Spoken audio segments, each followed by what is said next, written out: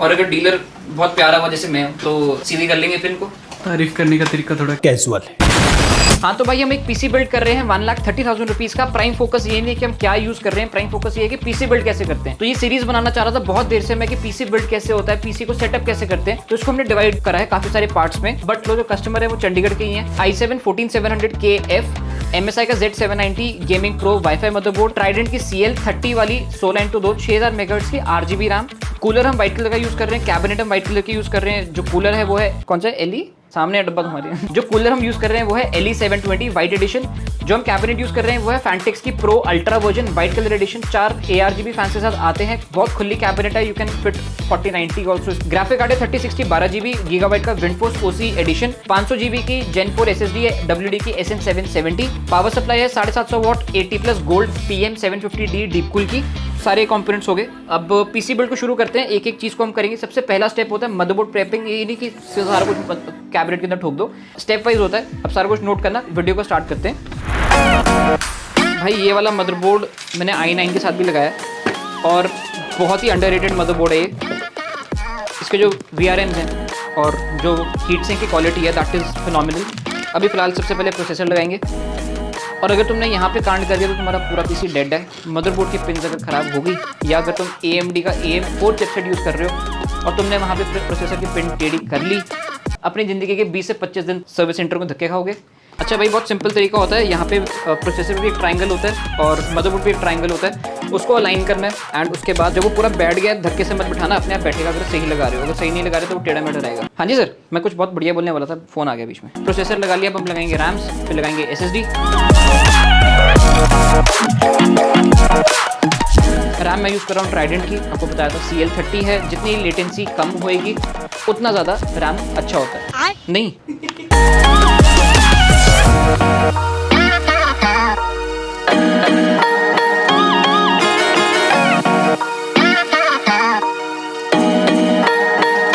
Processor लग गया, RAM लग गई। रैम को कैसे लगाना है? 4 रैम स्लॉट से 2 ही रैम्स लगानी है, सेकंड एंड फोर्थ पे लगानी है। असूल बना लो। मदरबोर्ड पे ड्राइंग भी बनी होगी, अगर नहीं समझ आया तो या रील देख लो, बड़ी रीलें बनाई है इस पे हमने। अब लगाएंगे SSD। और जो भी आप में से जो वीडियो एडिटर्स हैं, जब भी आप पीसी बना रहे हो ना आज के टाइम पे, go for 250 gigs of NVMe SSD जो सिर्फ कैश मेमोरी के लिए होगी। जब आप वीडियो एडिटिंग कर रहे हो या फोटो एडिटिंग कर रहे हो, अडोबी कोई भी सॉफ्टवेयर यूज कर रहे हो, हर एक में आपको कैश स्टोरेज का ऑप्शन मिलेगा। वो बाय डिफॉल्ट C ड्राइव पे होता है और अगर आप उसको डेडिकेट कर लोगे एक दूसरी SSD पे जो सिर्फ कैश के लिए यूज होगी, परफॉर्मेंस बहुत बढ़ती है। हीट सिंक उतार लो, अगर मदरबोर्ड पे हीट सिंक अगर नहीं है तो कुछ नहीं कर सकते। गो पर SSD जिसके साथ हीट सिंक आती है।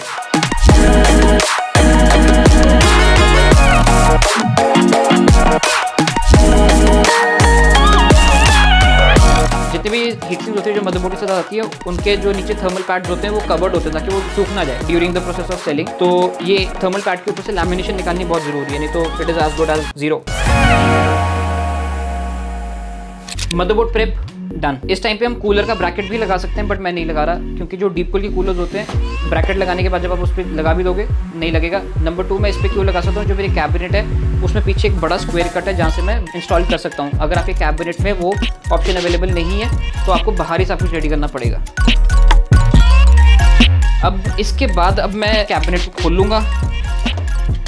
सबसे मेजर चीज़ें चेक करने वाली होती हैं कि स्टैंड ऑफ बाय डिफॉल्ट लगे हुए आए हैं सारे।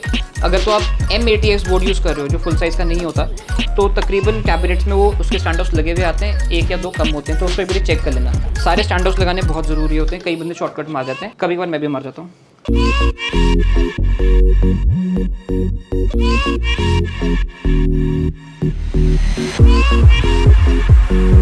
और जैसे ही मदरबोर्ड प्रेप इज डन, अपनी कैबिनेट को लटा लो। कैबिनेट को लटा ली, सारी तारें पीछे कर ली। सबसे पहले अपना मदरबोर्ड बैठा लो अंदर। बैठाने से पहले सबसे इंपॉर्टेंट पार्ट, जितनी भी लैमिनेशंस लगी हुई आई हैं इसके ऊपर से वो हटा दो। कई लोगों को इंडिया में खासकर आदत है कि लैमिनेशन को बहुत देर तक लगे रहते थे ताकि आइटम नहीं लगे, बट पीसीओ में थोड़ा सिस्टम डिफरेंट है। जब वो हीट करेगा तो प्लास्टिक पिघल के उसके ऊपर चिपक जाएगा, विच इज़ नॉट गुड।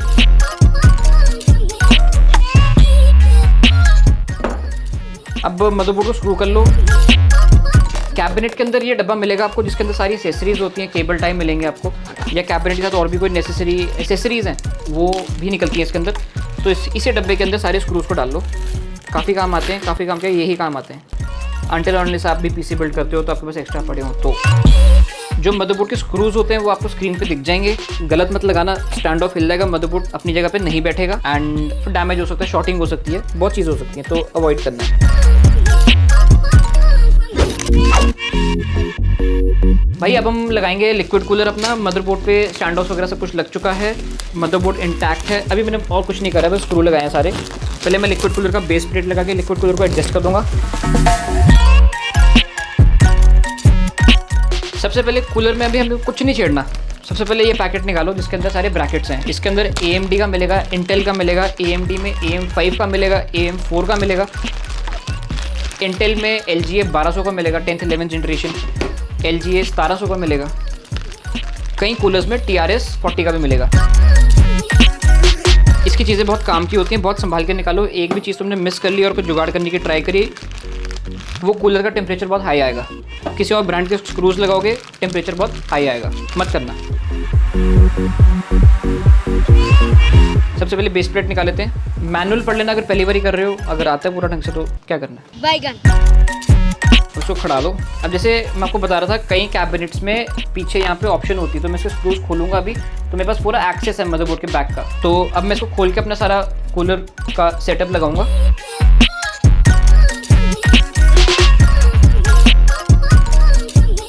अब पहली बार ही कर रहे हो तो मैनुअल खोलना बहुत ज़रूरी है, क्योंकि आपको भी स्क्रीन पे दिख रहा होगा ये अलग अलग ब्रैकेट आते हैं। एक इंटेल के लिए, जैसे हम इंटेल का प्रोसेसर यूज़ कर रहे हैं, इसमें एक है LGA 1700 का जिसके ऊपर लेबल हुआ है LGA 1700, और एक सर्कुलर है प्रॉपर जो LGA 1200 के लिए है। हमने i7 14700K लगाया, तो हम वो गोल वाले नहीं यूज़ करने वाले, LGA 1200 वाले। टेम्परेचर्स में बहुत फ़र्क आ जाएगा, खुराफाती हो तो देख लो एक बारी करके, बहुत फ़र्क आता है टेम्परेचर में।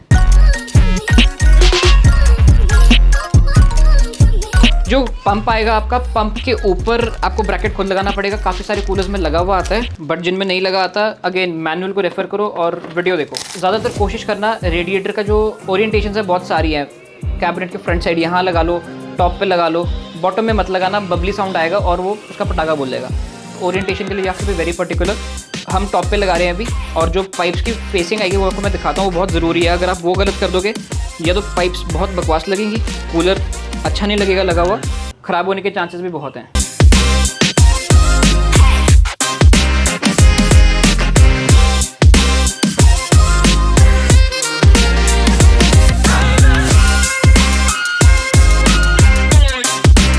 हमारा कूलर लग चुका है, मैंने भी पंखे अटैच नहीं करे, that is for a reason. तो अगर तो कूलर खुद लगा रहे हो, खुराफाती नहीं हो, ट्रेडिशनल तरीके से चलना है, तो कूलर कायदे से ऐसे लगेगा विद द पाइप्स नीचे वाली साइड पे, ठीक है। एंड वहाँ से आप घुमा के इसको ऊपर लेके जाओगे। जैसे भी आप देखोगे अभी पैकेजिंग लगी हुई है, तो मैं कर नहीं पाऊंगा उसको। और भी पोजीशंस होती हैं जहाँ पे आप इसको लगा सकते हो, but I won't recommend playing around until और unless you know what you doing, सीधी बात।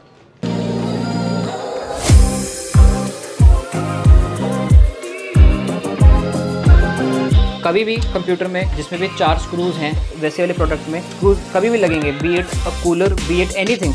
डायगनली लगाने का फ़ायदा क्या होता है, आपका कूलर स्टेबल रहता है, उसके बाद जहाँ मर्जी जैसे मर्जी नेट लगाओ वो हिलेगा नहीं। बट अगर आप सर्कुलर मोशन में लगाओगे वहाँ पे दिक्कत आ जाएगी। अब जैसे अपने स्क्रूज लगाने हैं, यहाँ पे 4 स्क्रूज हैं। पहले मैंने यहाँ लगाया और यहाँ लगाया, ताकि जब मैं यहाँ और यहाँ नट लगाऊँ तो ये हिले ना। अगर मैं सर्कुलर मोड पे जाऊँगा तो कूलर हिलने के बहुत चांसेस हो। थर्मल पेस्ट किसी और चीज़ पे लग गई जहाँ नहीं लगनी चाहिए थी, मदरबोर्ड शॉर्ट भी हो सकता है। And you have to be very careful with thermal paste. Processor के नीचे थर्मल पेस्ट नहीं लगती, बड़े लोग थर्मल पेस्ट लगा देते हैं, उसके बाद फिर पहुंच जाते हैं शॉप पे। और ये खासकर वही होते हैं एज ऑफ 11 to 16 के बीच वाले। Then you have to change the motherboard and the processor both, दोनों का खर्चा आया था एंड ऑलमोस्ट नई पीसी का खर्चा आया था। एंड इनको तब तक टाइट करना है जब तक ये घूमना बंद नहीं हो जाते। बट इसका मतलब ये नहीं है कि फुली स्टिफ कर लोगे। फुली स्टिफ कर दोगे तो थोड़ी दिक्कत हो सकती है, बेंड हो सकता है। तब तक घुमाओ जब तक ये अपनी जगह पर बैठता नहीं प्रॉपरली।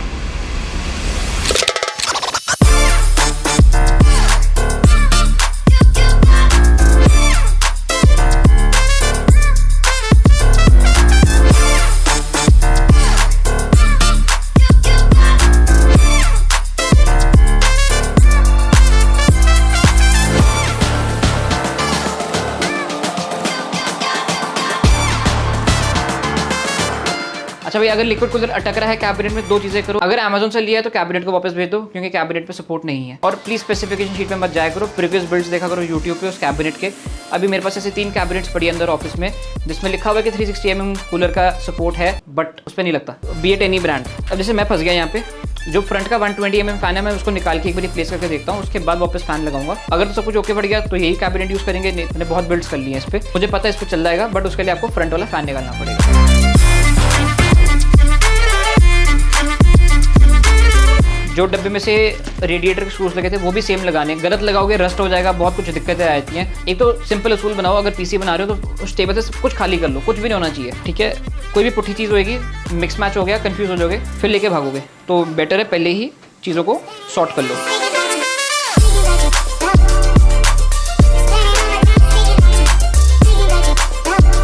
जो आपने फैंस लगाए हैं अभी रेडिएटर पे, उसकी ऐसी तारें होंगी। एक तो बहुत ध्यान रखना है, अगर तो आपका कूलर ऐसे लगा हुआ है, तारे बाहर को हैं, तो उसके पंखे आपको खोल के उल्टे लगाने पड़ेंगे, जहाँ पे तार पीछे जाएगी, ताकि वो कैबिनेट के बैक पे आ जाए, नहीं तो फ्रंट पे वो तारे चुभेगी बहुत ज़्यादा देखने में। एंड जितने भी 3 फैन के कूलर्स या 2 फैन के कूलर्स आएंगे ना, उसमें डब्बा ध्यान से देखोगे तो आपको एक जॉइंटर मिलेगा आपको, जिसमें इन सब की तीनों की तारें लग जाएंगी, नॉट LED वाली, क्योंकि LED वाली डेजी चेंज हो जाती है।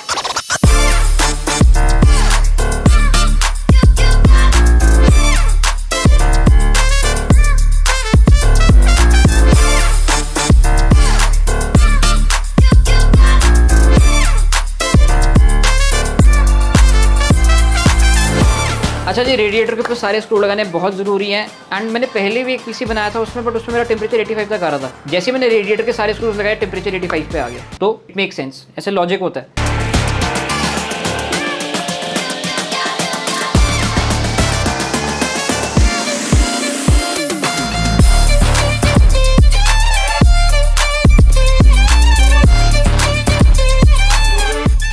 रेडिएटर पे जो CPU ब्लॉक है उस पर 2 तारें निकलेंगी। अगर तो ARGB हुआ तो एक LED की निकलेगी, जैसे आप स्क्रीन पे देख सकते हो। एक तो 100% निकलेगी जो आपके CPU फैन में लगेगी, उसको CPU फैन में लगाना बहुत जरूरी है, नहीं तो आपका PC बूट होएगा बट वो स्टार्टिंग में एरर देता रहेगा कि आपके PC में कोई CPU फैन नहीं है, तो CPU फैन एरर आता रहेगा।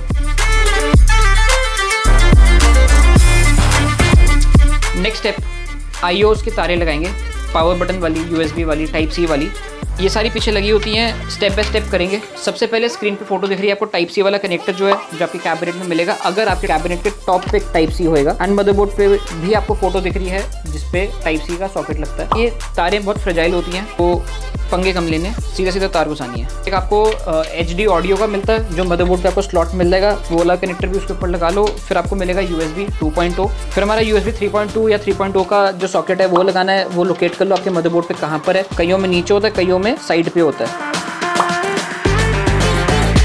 सबसे जो औखी होती है तार महंगी कैबिनेट्स में, वो शॉर्ट हो जाती है, और खासकर NZXT के सारे कैबिनेट में शॉर्ट हो जाती हैं। जो आप देख सकते हो स्क्रीन पे, ये छोटी छोटी तारें आती हैं, पावर की, पावर LED, HDD लिखा होता है, बहुत सारी तार होती हैं, वो तारें होती हैं, 6-7 होती हैं, उसको सिंगल सिंगल करके ये पिन पे प्लग इन करना होता है। बट जो प्रीमियम कैबिनेट्स होती है उस पर F पैनल करके, जैसे अभी हमारी इस कैबिनेट पे है, वो होता है, तो सीधा आप एक ही बारी में सारी तारें लग जाती हैं, वो एक ही तार बन के जॉइंटर में लग के आती हैं वो, तो उसमें टाइम नहीं वेस्ट होता, अदरवाइज टाइम बहुत वेस्ट होता है।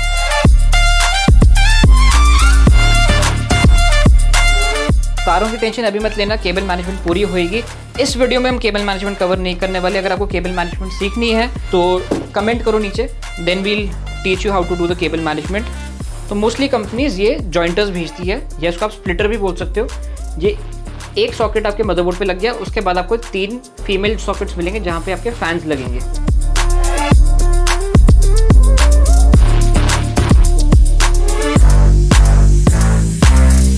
अब अपने पास 2 ऑप्शंस है, हम केबल मैनेजमेंट यहाँ पे भी शुरू कर सकते हैं, बट अभी हम नहीं करेंगे। We'll keep it at a mess. Power supply लगाएंगे, ग्राफिक कार्ड लगाएंगे, सारे तारे कनेक्ट कर लेंगे, उसके बाद केबल मैनेजमेंट स्टार्ट करेंगे। अब मेरे मदरबोर्ड पे जितने भी IO पोर्ट से सारे कनेक्ट हो चुके, तो I will be connecting the graphic card now.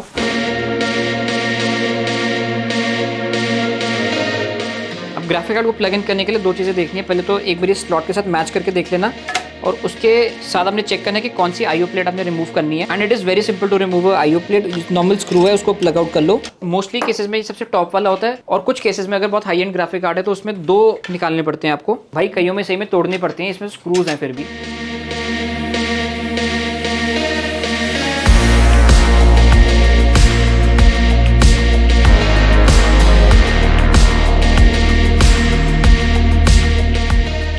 अच्छा जी, अब हम पावर सप्लाई लगाएंगे। पावर सप्लाई का भी बहुत सिंपल सा असूल है। आप देखोगे सारे पावर सप्लाईज में एक फ़ैन होता है। बहुत ही लिमिटेड ब्रांड्स हैं जो हमारे को इंडियन प्लग देते हैं जो 5 एम्पियर का होता है। बाकी सारे ब्रांड के पावर सप्लाईज में 15 एम्पियर का प्लग आता है, मतलब आपको पावर प्लग पे लगानी पड़ेगी ये। तो रादर और इसी की जगह आप 5 एम्पियर का प्लग लेते हो, बाहर से 100-150 रुपये की तार मिलती है, तब उसको यूज़ करते हो। तो डायरेक्टली जब भी पीसी बिल्ड करा रहे हो, मैं जनरली ये 15 एम्पियर वाली रख लेता हूँ और 5 एम्पियर वाली दे देता हूँ, तो आपके वो काम आ जाती है।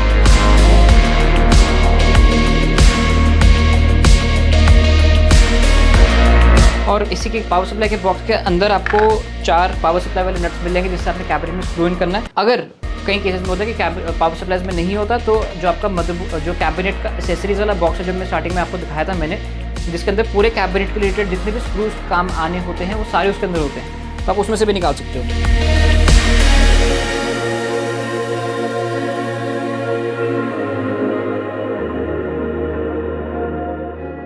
और इस पीसी के केस में हम एक्सटेंशन केबल भी यूज़ करेंगे, क्योंकि पावर सप्लाई की तार ब्लैक है और वाइट पीसी बिल्ड है, तो क्यों नाश मारना है। तो बेसिकली वाइट एंड ब्लैक का थीम बना रहे हैं, not exactly pure white. Pure white में मदरबोर्ड भी वाइट यूज़ करते हैं।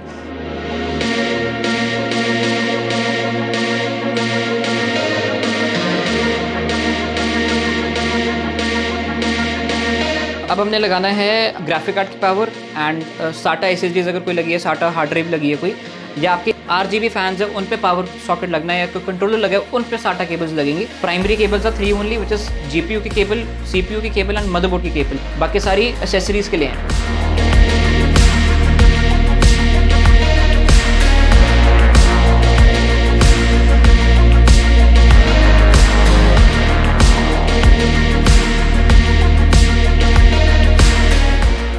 मैंने GPU की भी एक्सटेंशन केबल लगा दी है, इसमें CPU की भी लग गई है and 90% of our build is done now. अब एक बारी मैं ऑन करके इसकी सेटिंग्स वगैरह चेक कर लेता हूँ and then we are done.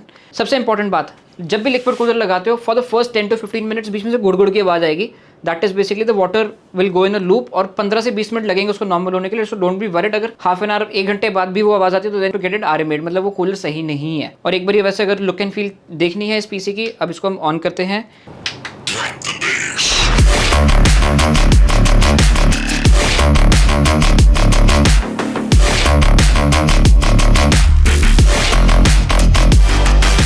तार लगानी भूल गया मैं ग्राफिक कार्ड की। पीसी रेडी हो गया पूरा, ठीक है। अब इसमें विंडोज इंस्टॉल होएगी। इसने पोस्ट कर लिया है, स्क्रीन पे मेरे को आ गया है, बायस खुल चुका है, टेम्परेचर इज़ फाइन।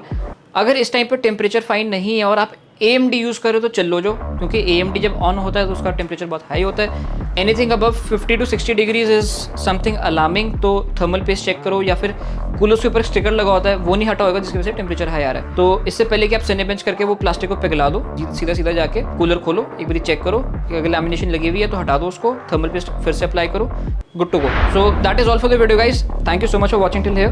तो भाई अगली वीडियो जब आएगी नेक्स्ट संडे, विंडोज़ कैसे इंस्टॉल करी है, सॉफ्टवेयर क्या इंस्टॉल करे हैं, ड्राइवर्स कैसे इंस्टॉल करे हैं, बायस क्या अपडेट किया, तो क्या क्या प्रोसेस होते हैं उसके बाद के, या फिर अगर कोई इश्यूज आ रहे हो तो उसको कैसे रिजॉल्व करते हैं। तो see you in the next video guys, thank you so much for watching. Instagram पे जाके फॉलो करो, हमारे को बहुत ऑसम कंटेंट है वहाँ पे हमारा, एंड यूट्यूब पे भी हम अपलोड करना शुरू हो गए धीरे धीरे। It will take a while to reach the audience we are reaching on Instagram, but we'll be posting very regularly now, don't worry. Thank you so much for watching.